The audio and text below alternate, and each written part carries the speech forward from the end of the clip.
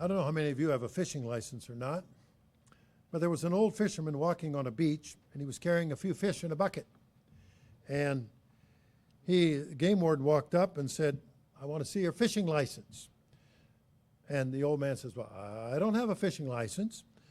And the game warden says, "Well, you know it's illegal to fish without a license, don't you?" And the old man said, "Well, I wasn't fishing officer. These fish in the bucket here, they're my pets." And the officer goes, "Well, what do you mean, your pets?" And the old man says, "Well, yes, officer, you see, these fish, they like a little exercise, so when the weather's good, I take them out here to the lake and I let them swim around for a little while, and then after a while I whistle and they come and jump back in the bucket." Well, the officer, he wasn't buying any of this story. So the old man says, "Well, you don't believe me? Just watch." He takes the bucket, throws the fish into the lake. And the warden waits for a minute or two, and he says, "Okay, now whistle and call your fish back into the bucket." And the old man said, "What fish?" Now, he obviously knew the rules, and he knew the law, and was trying to avoid that particular event. I have three major points today, and I'm entitling the message, Three Instructions in Micah 6:8. Three instructions in Micah 6:8. And if we look at Micah 6:8, it's not a complicated verse.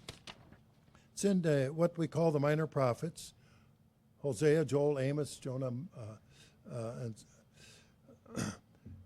In Micah 6:8, "He has shown you, O man, what is good, and what does the Lord require of you, but to do justly, to love mercy, and to walk humbly with your God."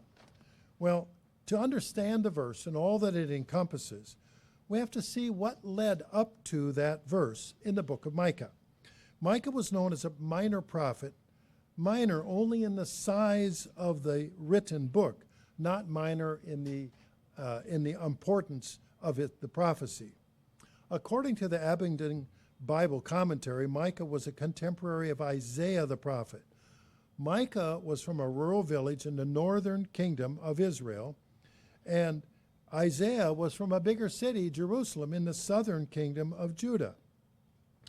Well, the kings of this period in the northern kingdom were Omri and Ahab, and then there were a whole series of shorter ruling kings named Zechariah for 6 months, Shallum for a month, Menahem for 11 years, Pekahiah for 2 years, Pekah for 8 years, Hoshea for 9. But slowly, step by step, the nation of Israel became vassals, the northern kingdom, of neighboring Assyria. And Assyria became militarily weaker and weaker, and they had to pay tribute or taxes to their enemy, Assyria. And then about 750 BC, the prophet Amos comes along, and he carried a message that justice was important to God. In Amos 3:10, we read the essence of Amos's message. "For they do not know to do right, says the Lord, who store up violence and robbery in their palaces." The palaces means a place of rule. So the government was not behaving itself. They were using violence and robbery to facilitate their own power. In Amos 4, verses 1 through 13, I won't read it all, but there's a list of reasons why God was unhappy with Israel, and that justice was coming because they had abandoned God's law. So Amos's message then was about justice. Then the prophet Hosea pointed out that love is an important requirement by God. And the book of Hosea is a story of patience, how Hosea was repeatedly merciful to his wayward wife. And he preached that God desired the quality of mercy to be displayed, that the spiritual qualities of mercy and understanding were even more important than conducting sacrifices. Well, how much more then did God expect mercy to be administered? In Hosea 6:6, we read, "For I desired mercy," meaning God desired, "and not sacrifice, and the knowledge of God more than burnt offerings." God had a hierarchy, priority, and he wanted people to think like him. Isaiah followed up then. We've had Amos, Hosea, and Isaiah. followed up, noting that God requires holiness. Holiness is a special setting apart by God for a special reason or purpose. In Isaiah 35 and verse 8, in Isaiah 35 and verse 8, and a highway shall be there, and a way, and it shall be called the way of holiness. The unclean shall not pass over it, but it shall be for those, the wayfaring men, though fools, they shall not err therein. He's saying it's an important characteristic to respect the holiness that God is offering. Now, Isaiah's prophecy is dual. He spoke of the way of holiness before God, and that the people of Judah and Israel should seek holiness, and those who did not would not be spared from the misery to come. Well, this is a dual prophecy because it also speaks of the future kingdom of God that we heard about in the sermonette. We must seek and follow the way of holiness in order to enter God's kingdom. Well, by this time, and we're around 750 BC, the sins of the southern kingdom of Judah and the northern kingdom of Israel, they were both beset by the same sins, and the prophets were warning them. Then along comes the prophet Micah. And what does he do? He denounces rulers, priests, false prophets, and deplores the money-grubbing exploration of the helpless, the dishonest in business, and a sham religion. And we read this in Micah 3:11. Again, the heads thereof judge for reward, and the priests teach for hire, and the prophets divine for money. Yet they will lean upon the Lord and say, is not the Lord among us? No evil can come upon us. So they're saying, well, God's watching out. We can do pretty much whatever we want because we're pretending to be righteous. Well, Micah was pointing out that the rulers took bribes. So did the priests. So did the prophets. And the entire society was not following God's ways.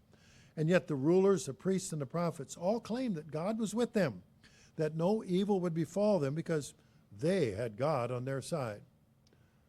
I might put a little inset that they said God, that they had God on their side. It's really a better perspective is we should be on God's side rather than expect God to be on our side. So if we look around in our present society, do we have rulers who gather money to themselves?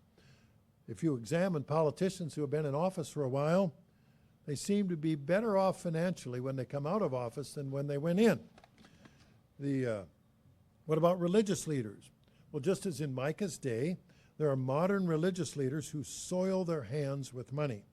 Have you ever heard of a religious leader taking a paycheck and then living on an expense account while he subverts the very organization by that paycheck and expense check? What about a religious leader who willingly accepts expenses just in order to get himself a better position and then resigns? Of course, we see false prophets on television, and they vigorously announcing the exact date of the end of the world, which they call the rapture. I've listened to those on the radio when traveling. And those false prophets, they reap millions of dollars of income to get people to donate their life savings to support their cause into the false ministry. I had one fellow, he contacted me through the church website, and we talked for a long time on the phone. He had suffered severe financial loss because he believed them, and he donated most of his life's assets into the organization. And they were quite willing to take his money without blinking, without regard to his own well-being, and put him in a bad way. In short, Micah 3:11 applies just as much today as it did to ancient Israel and Judah. Well, carrying out the warning message to Israel and Judah, Micah combines the messages of Amos, the message of justice, the prophet Hosea talked about love or mercy, the prophet Isaiah about holiness or humility, and he put it all in one verse, which we read, he has shown you, O man, what is good. And what does the Lord require of you in Micah 6:8? But to do justly, love mercy, and walk humbly with your God. You notice that Micah styled his statement in the form of a question, and then he answered his own question. It's sort of like the TV game show Jeopardy, where the answer is given in the form of a question. Unfortunately, the message from the prophets of Amos, Hosea, Isaiah, and Micah were not closely followed. and the entire northern kingdom of Israel suffered. In 722 BC, the Assyrians besieged Samaria, the capital of the northern kingdom of Israel. The previous king Omri had spent a lot of time and money fortifying the walls of Samaria, and it took Assyria 3 years to breach the walls of Samaria and destroy the city. Now, I don't know if any of you have been to Europe, old medieval Europe, and we'll have the feast near Old City Tallinn this year in Estonia. The walls are very thick, 30 feet thick, 30 feet high, maybe more. And you think, what does it take with primitive weapons to try to get through the city? Now, they had catapults and trebuchets and things like that that were made it difficult. But you just don't walk up, knock down a door. You know, it takes time. And here, in this case, it took 3 years.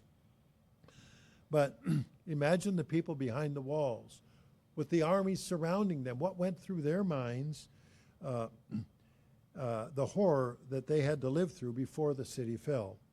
And it was in 30 years, from 752 BC to 722 BC, the powerful northern kingdom of Israel ceased to exist as an independent nation.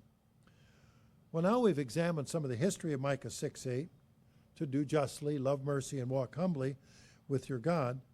How do we follow the admonishment of Micah and the other prophets here and now today? Some of you may have heard of the Oklahoma comedian of years ago, Will Rogers. And he said it well. You may have heard me quote it before, and I'll paraphrase his comment to clean it up for church. Some people learn by reading. Some people learn by observing others. And some people have to touch the electric fence for themselves. Well, people in the prophet Micah's time, they didn't follow God's laws. Whether they learned of God's way in a written form from the scripture, they could have done it by reading, or by personally observing the bad results that happened to others who failed to follow God. Or they didn't personally observe,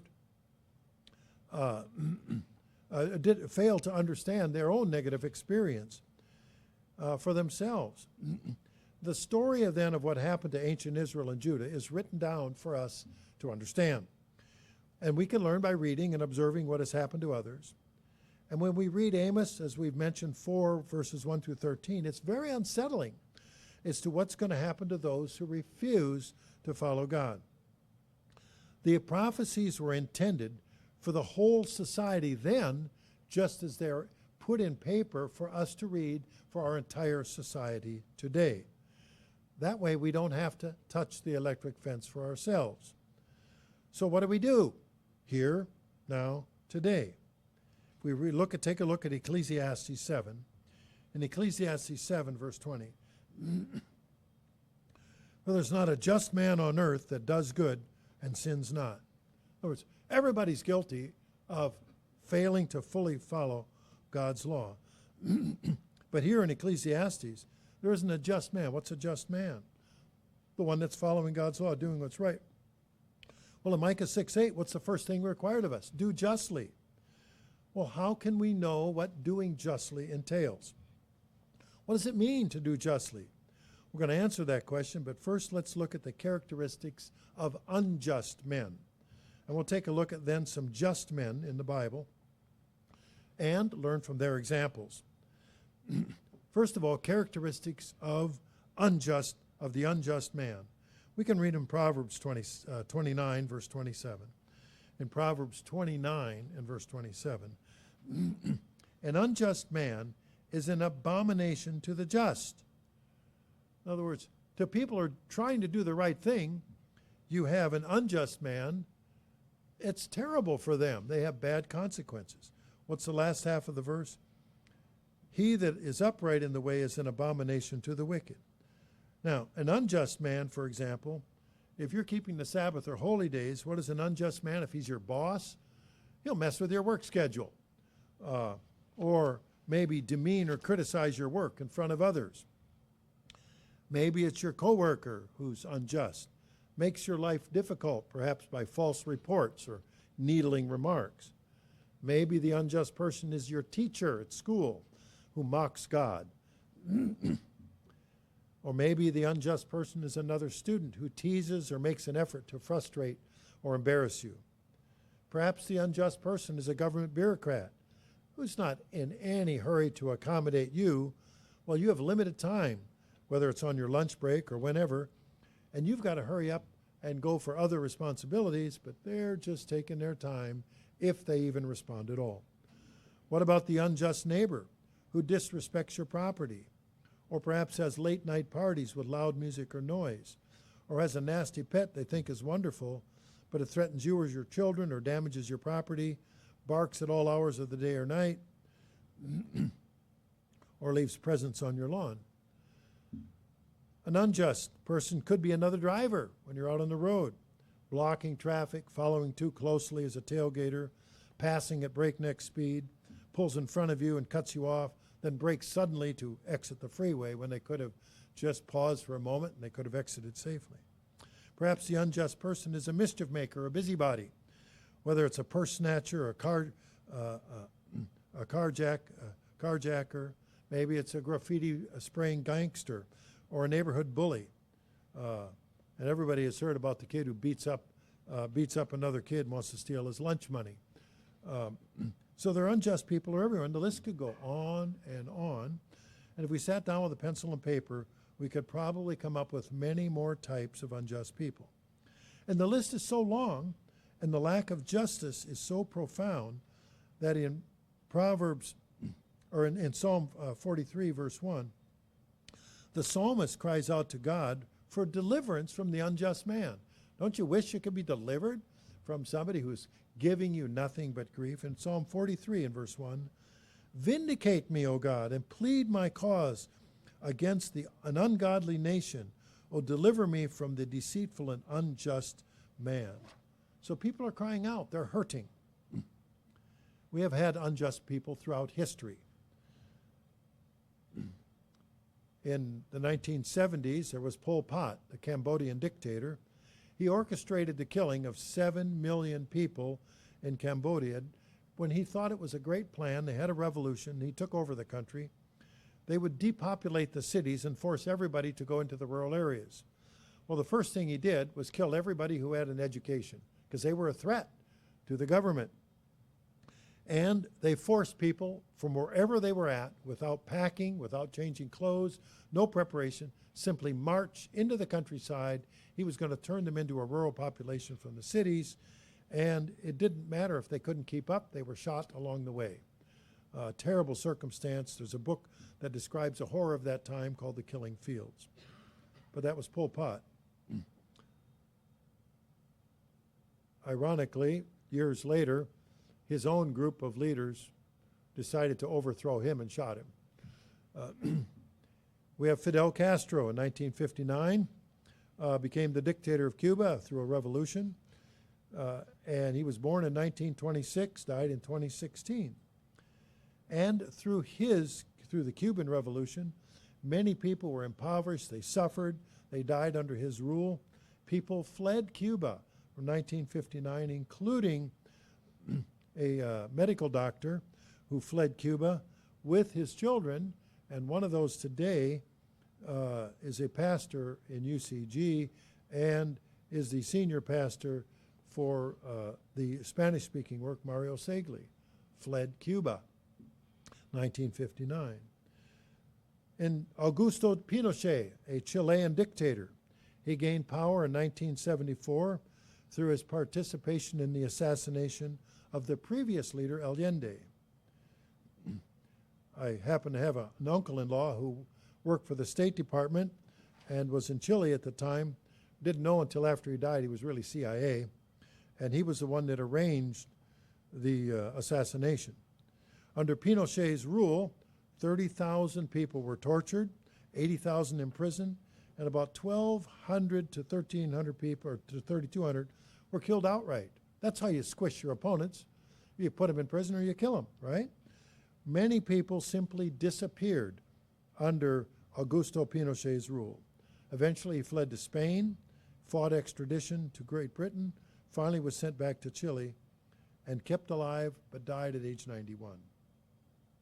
What was it? Fidel Castro, he was what, 90 years old when he died.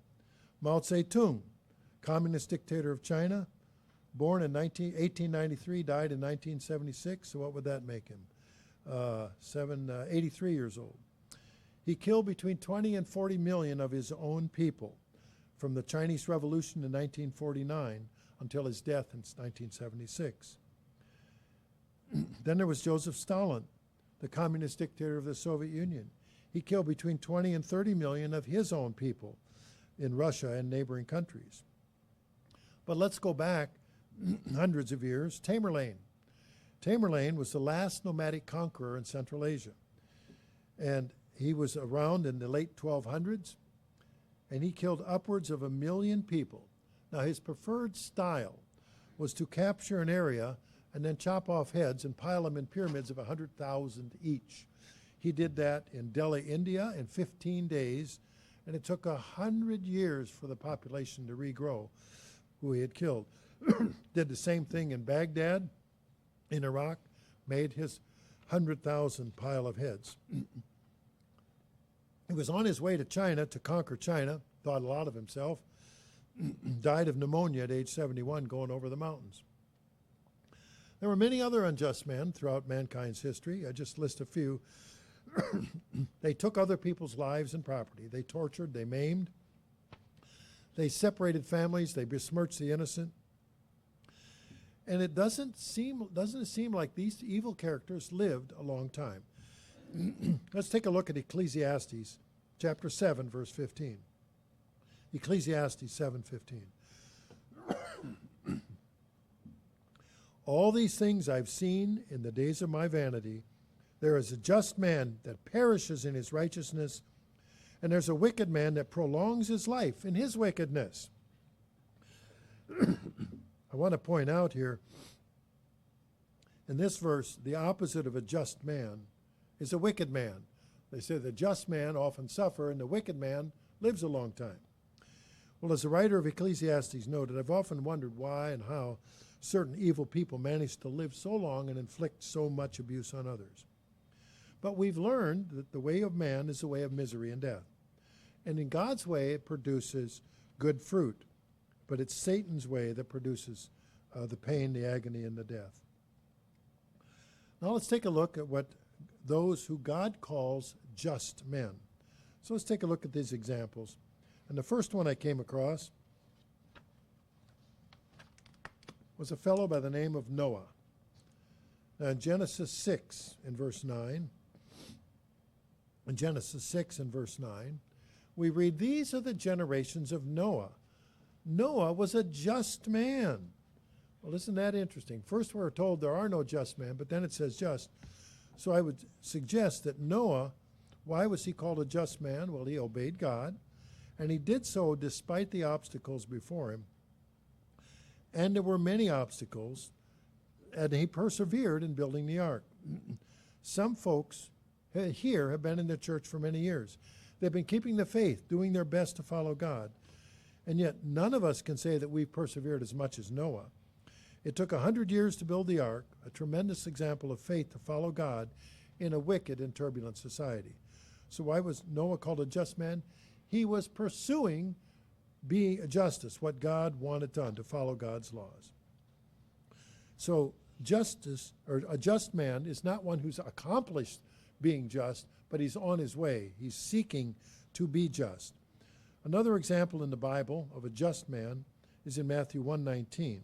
Matthew 1:19, and it speaks of Joseph, the husband of Mary. Matthew 1:19, then Joseph, Mary's husband, being a just man and not willing to make Mary a public example, was minded to put her away privately. Well, what did Joseph do to deserve to be called a just man? And not willing to make her a public example, he used wisdom and discretion to consider how to deal with what is a perplexing problem. During the period of his betrothal and engagement to Mary, his future bride turns up pregnant.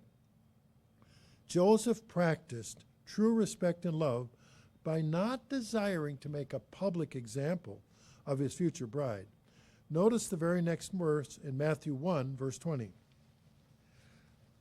In Matthew 1:20, but while he thought on these things, behold, the angel of the Lord appeared to him in a dream, saying, Joseph, the son of David, fear not to take to you Mary, your wife, for that which is conceived of her is of the Holy Spirit. Joseph wasn't a man who was quick to anger. Why do you suppose he was selected to be the husband of Mary? The task before Joseph was great. He had to raise up a son unequaled in the history of mankind. In this case, a just man, a characteristic was he was slow to anger. He was careful and loving. The next person that I see on the list is called a just man, is John the Baptizer. In Mark chapter 6, verse 20, in Mark 6, verse 20. For Herod feared John, knowing that he was a just man, and holy, and he observed him, and when he heard him, he did many things, and heard him gladly. So King Herod welcomed John the Baptizer in. Now, this is interesting that Herod knew that John was a just man. Well, at the time described in this writing, what Mark wrote, John the Baptizer was already dead. He had been beheaded by King Herod.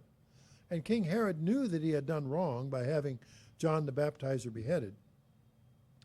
And Herod knew that John the Baptizer was a just man.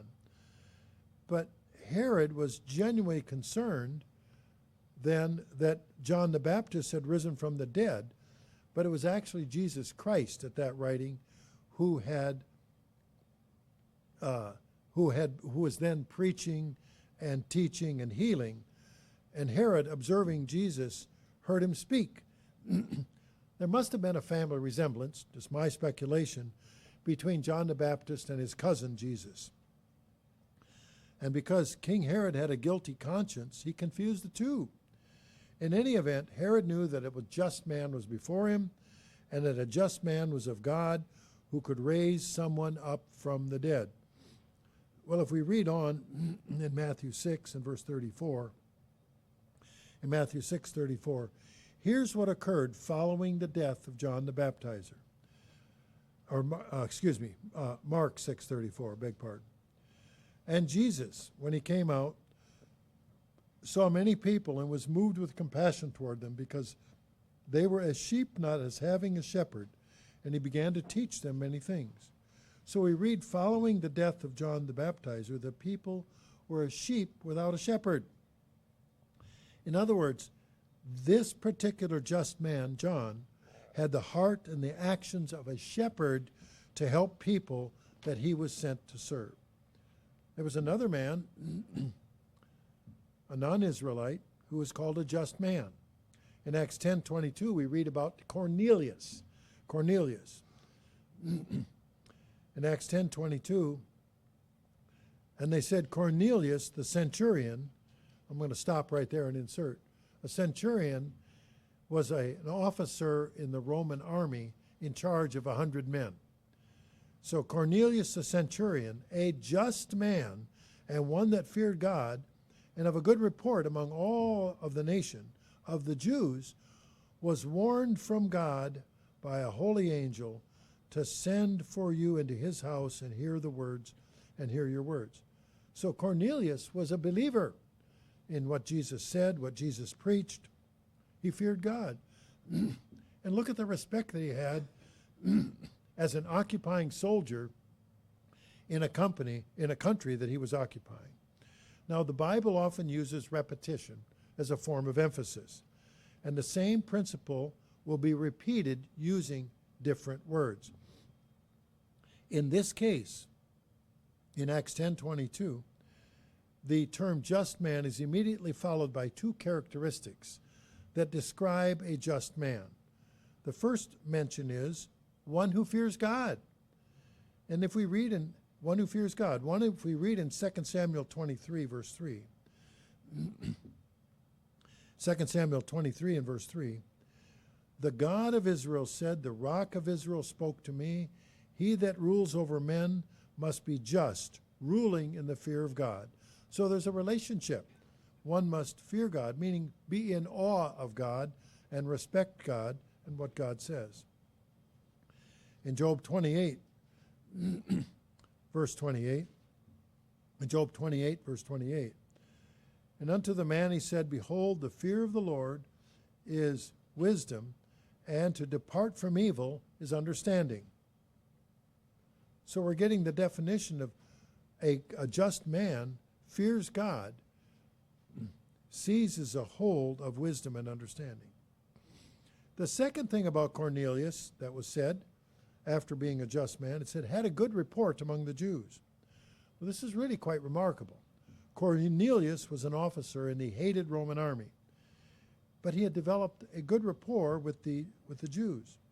So the underlying principle here is it's important to have a good rapport among others, even those who would otherwise despise you. The third thing that is in Acts 22 about Cornelius as the just man is he was willing to listen to the words of God. And the last part of Acts 10:22, to hear words of you, meaning of Jesus. How many people are simply not willing? Not interested, not willing, don't have the time, it's all nonsense, why bother, and move on. So if we move on then to verse 30, we find the characteristics of this just man Cornelius. Acts 10, verse 30, and Cornelius said, 4 days ago I was fasting until this hour, and at the 9th hour I prayed in my house, and behold, a man stood before me in bright clothing. Well, that verse alone tells us about this just man. What was he doing? He fasted and he prayed. So we have characteristics here of Cornelius and how he qualified to be a just man. He was seeking to do the right thing under God's view. There is another mention of a man, a just man in the Bible, and it's found in Matthew 27, verse 19. This is the final hours of the physical life of Jesus the Christ. He was hauled before Pontius Pilate for a court hearing. Pilate was a prefect, meaning a local ruler of the province of Judea under the Roman emperor. Pilate, the prefect, reported to his boss, the Caesar, Emperor Tiberius. And as such, Pilate had a job that was a political hot potato. He had to keep the peace in his corner of the world, of the Roman Empire, and he had to be able to extract as much tax or tribute as he could out of the local population.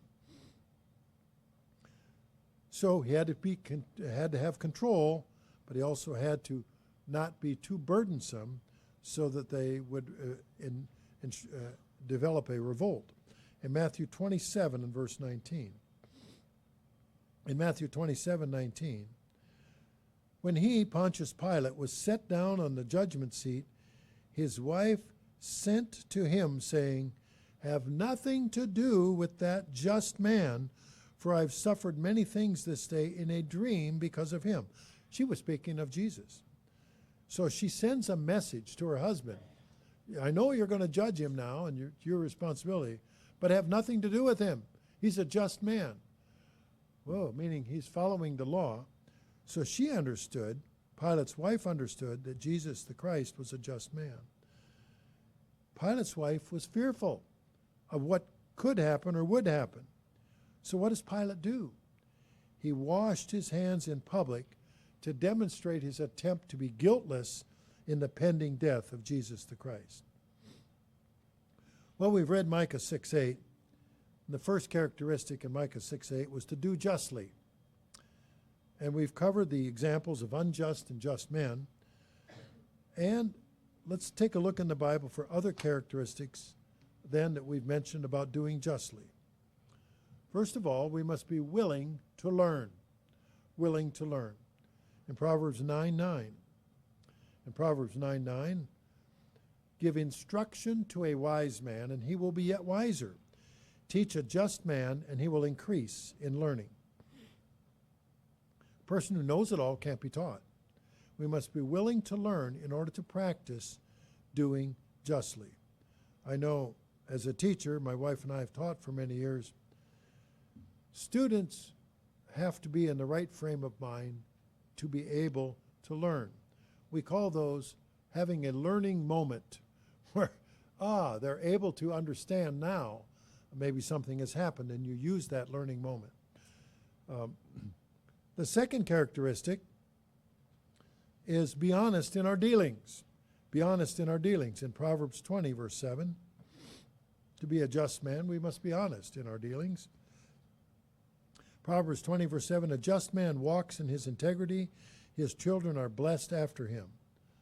Perhaps you may have seen the Norman Rockwell painting of a small town meat market where the happy butcher, see a big smile on his face, and he puts his, he's selling meat to a lady, but on the back side of the scale you can see he's putting his thumb on the scale to make the scale register more weight than what the meat is he's actually selling. So he was actually cheating the person, and so Norman Rockwell was calling attention to that, the painter.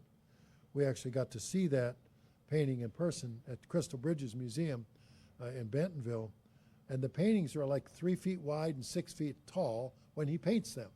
So he had a lot of detail. Then they reduced it, camera reduction down, so that it looks very detailed, really quite remarkable. But we've all been cheated a time or two in life, and we use those experiences to teach our children and grandchildren about how God's way is a better way, where people can deal openly and honestly without the fear of being ripped off. The third characteristic of being a just man, keep trying. Keep trying. In Proverbs 24, verse 16. In Proverbs 24, verse 16, for a just man falls 7 times and rises up again, but the wicked shall fall into mischief. How many times in life have we wanted to give up? How many times have we thought the task at hand was hopeless? How many times have we said to ourselves, it's just too difficult? However, we should take comfort that we will not be handed a greater burden than we're able to carry. We read earlier that in Proverbs 29:27, an unjust man is an abomination to the just, and that he that is upright is an abomination to the wicked. If you're doing the right thing, who does that annoy the most? The criminals, the crooks, the unjust people. They're very annoyed if you're doing the right thing, because it impedes them to do the wrong thing. And it's terrible to have to deal with somebody who is unjust. And as we read earlier about the psalmist in Psalm 43:1, about asking for relief, deliver me from the deceitful and unjust man. But if it were not possible to obtain relief from an unjust man, then any pleading to God would be in vain. Wouldn't work.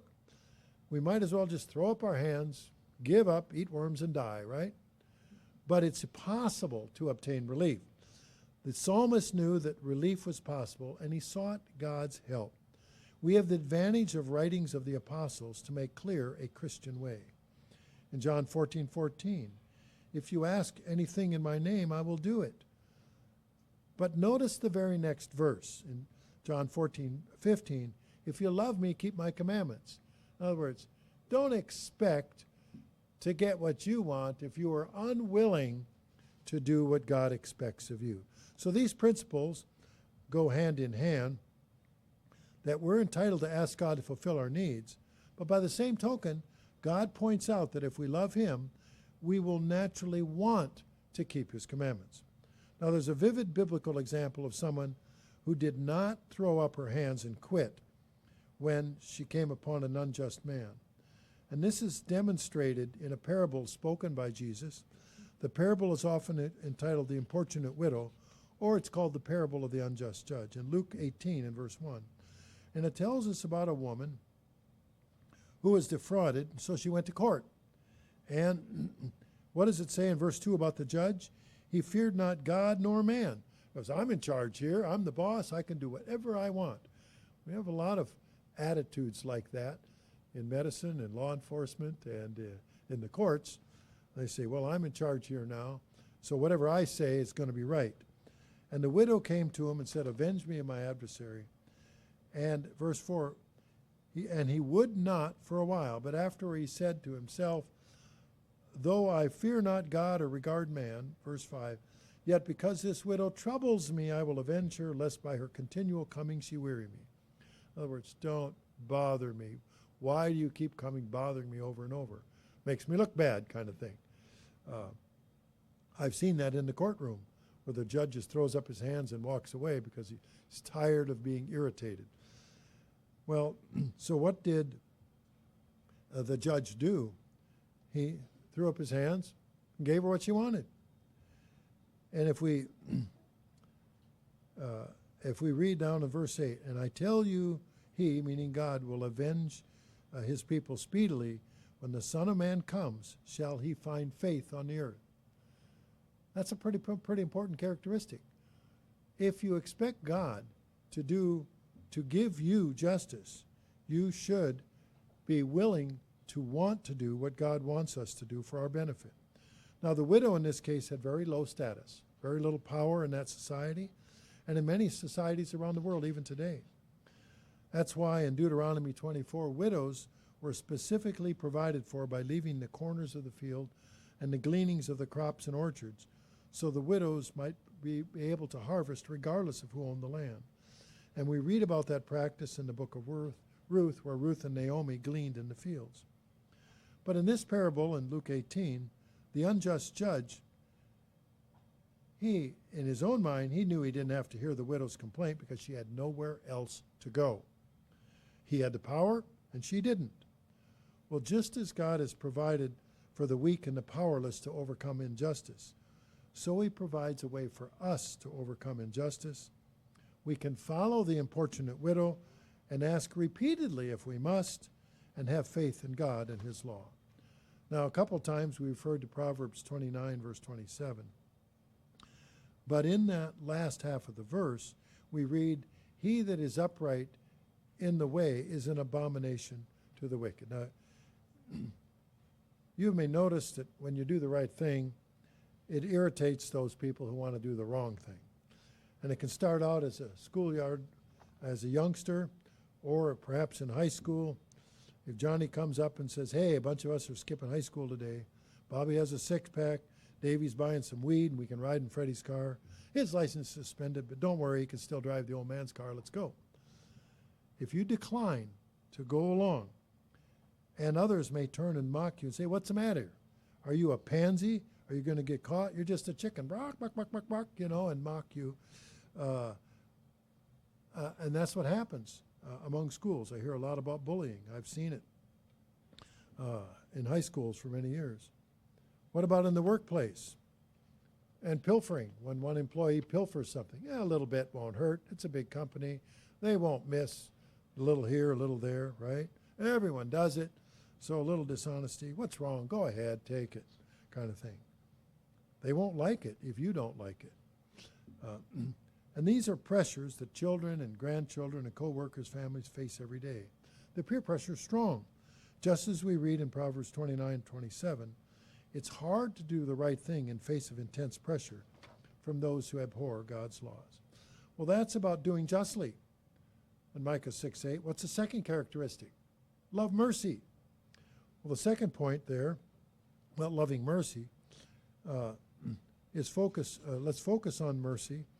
It's often used to demonstrate forgiveness. In Matthew 18, verse 23, and thereafter, we can read about a parable in Matthew 18, verse 23. The kingdom of heaven is like a certain king which would take account of his servants. And somebody owed him a lot of money. And what happens if we read on this particular servant of the king forgave a substantial sum. But if we keep reading, what did that king's servant do? He went back to somebody who owed him a little bit of money. And he had no compassion on him. And so he didn't forgive the debt of the person who only owed him a little bit. And so if we really think long and hard about applying the parable, we realize how difficult it is to have mercy on someone who've done wrong to us, but we're called to temper justice with mercy. Now, just as it's reported in Micah 6:8, justice and mercy go hand in hand. We can compel justice, but do we really want to be judged as harshly as we are often willing to judge others? Now, some people take this admonition to extend mercy to an absurd extreme. Notice the order of the principles in Micah 6:8. Justice comes first, then mercy. We do not read in the Bible that we're to forego justice altogether and simply hand out get out of jail free cards. Satan would like us to go to that extreme because a libertine example would endorse anything goes in society, which means we don't have to be beholden to any laws because if everything's mercy. Well, if we don't have to be beholden to any laws, well, then there's no justice. But you see, justice is the carrying out of the law. And mercy without justice is lawlessness. So they go hand in hand. Now, mercy is a precious commodity. It's carefully granted. As it says in Micah 6:8, it says we are to love mercy. And love is a pretty strong word. Accordingly, we're to look for ways to extend it in such a manner that it will help the person receiving mercy. Not just that mercy will foster more bad behavior. Is it merciful to let someone off the hook in the name of mercy? Do we want a serial killer to go free again? Is that merciful to the future victims? And of course not. And of course, sometimes it's easier to grant mercy, and other times it's not an easy choice. I've been an employer for many years before becoming a school teacher, big company and small companies. And I've had to terminate employees. And it's never easy to terminate an employee because I've read Micah 6:8, do justly, love mercy. I don't want somebody to terminate me. That would, and that's happened to me when I first came into the church. Bango. No Sabbath work, you're fired. So there were times when somebody who is, you come across somebody who is incompetent, insubordinate, maybe a thief, a bumbler, or had one gal came to work in a miniskirt, which was annoying the customers and the staff alike. And then one that was really difficult had body odor that he never recognized. How do you deal with that? I mean, there was just a lot of reasons that people simply need to go work somewhere else. And so I always invited them to go work somebody else, but I didn't fire them on a Friday afternoon at the end of the day because then they would just grovel and get mad all weekend. So it was always earlier in the week, and it was always early in the afternoon, and I would say, you deserve to work for somebody and a job that you really enjoy, that you want to do, and that you feel good about, you can be helpful at, and I want you to be happy. So you should work somewhere where you can, and I'm going to give you 2 weeks to find a job that you can really, really enjoy. So today, I want you to go down to the state employment office, file for unemployment. I'm not going to contest it. And here's a check for 2 weeks' pay for the next 2 weeks. Go out and find a job that you like and that you can work hard for. Now, that cost me money, but it's a lot easier than to get sued by somebody who was grumpy. And it's interesting, over the years, I've had people come back over the years and said, thank you for changing my life. I found a job I really liked, working for somebody I really want to, or I recognized a problem I didn't know I earlier had, and ironically, of those people, they all came back and said thank you. Unlike the example of the lepers, only one out of 10 came back. They all came back. One fellow was, he had been with me for years. His performance went down. His decision-making's got bad. And I finally had talk after talk. Performance didn't get any better. And I finally said, Ron, I'm going to have to let you go. And the next year he came back and he said, I want to thank you. You didn't know it, he said, but I had become an alcoholic. I never drank on the job. But he said, I drank like a fish when I wasn't on the job, and it affected all of my life. He said, with your prompting, I went through a program and shook off the addiction, the practicing of the addiction, he said, got a job in the industry. Several years later, I hired him back. He came to work for me, became my right-hand man and a top employee, because mercy is a precious commodity. It has to be carefully applied. The third characteristic in Micah 6:8, the third point is to walk humbly with your God. Well, we read earlier that Isaiah stressed the importance of holiness, that setting apart by God for a special purpose. And in order for us to be at one with God, to be truly holy, we have to be humble. We can go to Luke 18 and verse 9. Luke 18 and verse 9. And this is the parable about two men who went up into the temple to pray. One's a Pharisee, the other a publican. A publican is a tax collector. As you can imagine, how many people want to develop a close relationship to a hostile IRS agent? And so that's what we have. And the Pharisee was a do-gooder, better than thou. And so what does the Pharisee say in Luke 18, verse 11? I want to thank God that I'm not as other men. And they're all extortioners, unjust, adulterers, even as this here publican tax collector. And then he goes out and he congratulates himself for what he does. I fast twice in the week, give tithes of all I possess. But then the tax collector says in verse 13, he wouldn't even lift his eyes up, but he smote himself and said, God, be merciful to me, a sinner. Now this is a parable.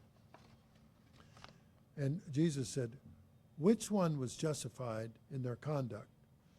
And of course, one exalted himself and the other abased himself, humbled himself before God.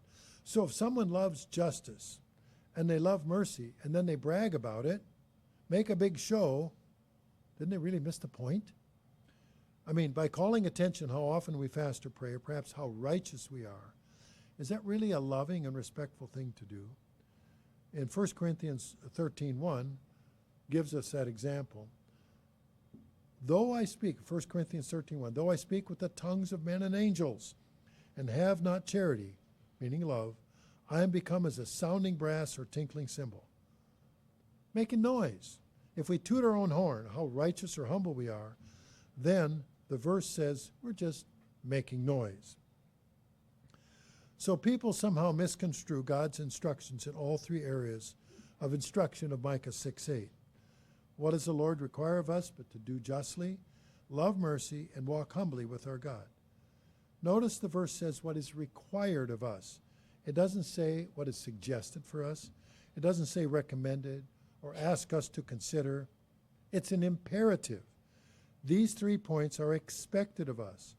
But fortunately, like all of God's instructions, these things are there for our lasting benefit. Sometimes we just read over Bible verses and we're quick to apply the verses to someone else. When God says to do justly, we project that command on other people because we expect them to do justly, and especially to us. And the command actually says for us to do justly to others.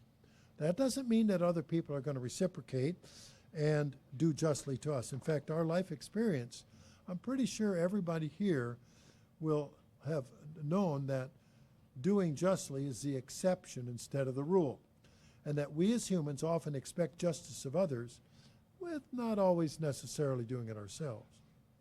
People also expect others to show mercy, the justice with to show mercy on them, but they're a little less willing to show mercy on the other guy. God expects us to do justly, but act in a balanced way, balance it with mercy, knowing that there are exceptions. And if we manage to do justly and to love mercy, then the challenge for all of us is to learn to walk humbly with our God. It was 13 years ago, a dear old friend died. Some of you may have known Leonard Scriber. He was my minister over 40 years ago. I remember the first year he was at the Feast of Tabernacles coordinator in Eugene, Oregon.